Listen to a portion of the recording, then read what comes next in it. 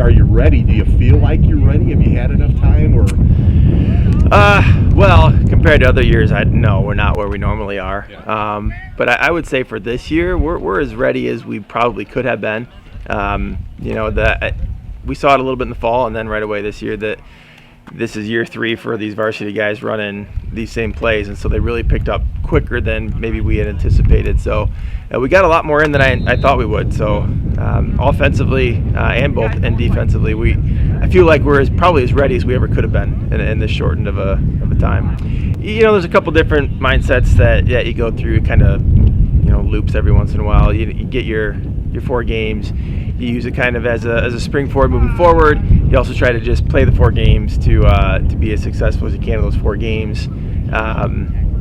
You're right. It's 4 weeks. We're less than 4 weeks left of the season right now, and so we talk to the guys a lot. We're nowhere near perfect. We're not going to be perfect, and so we're just going to go out there and we're going to learn. We're going to do the best we can, and both enjoy the time and understand that our turnaround for our next season is faster than it's ever going to be. Right. So that can be to our advantage. We are fairly thin across our skill positions, except for wide receiver. We just don't have a lot at those spots. We have a good number of linemen and a good number of tight ends and wide receivers, but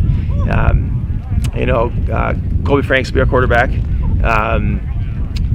Connor Sibley, Jacob Grunder will be in the backfield for us. Mason Misfeld, Trevor Cobo will see time. And then we'll rotate a lot of receivers as well. Gunnar Rubin's going to change positions and play tight end for us, which I think he can do a really, really good job at. And so instead of in years past where we change personnel with formations a lot, we don't have as many personnel groups this year.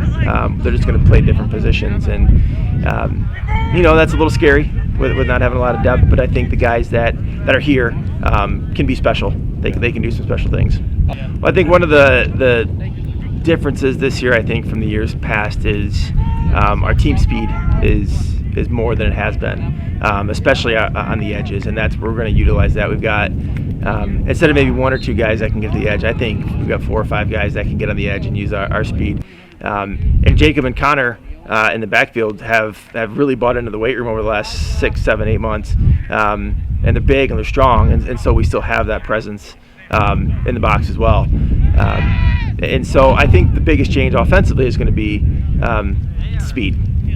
Speed at all positions. Takes a snap. We had a chance to beat a really good team. A team that played in the second round of the playoffs last year. And we were doing everything we needed to against them on that first day, and really for the beginning of that Saturday morning or Saturday afternoon. And we talked about that a little bit. We don't have anything on film, but we do know that they were a lot of underclassmen last year. So what we do have on film is probably going to be the same guys. They graduated probably the best athlete or one of the 2 best athletes in the conference last year, and so that's helpful. But the running back is the real deal, and so that's kind of been the key is really defensively focusing on that, and then offensively, just I think our speed is going to have to be to our advantage. They're big, they got a big front, they play aggressive, and so we're going to have to hit them with some quick stuff, change directions, and then really use our speed to our advantage.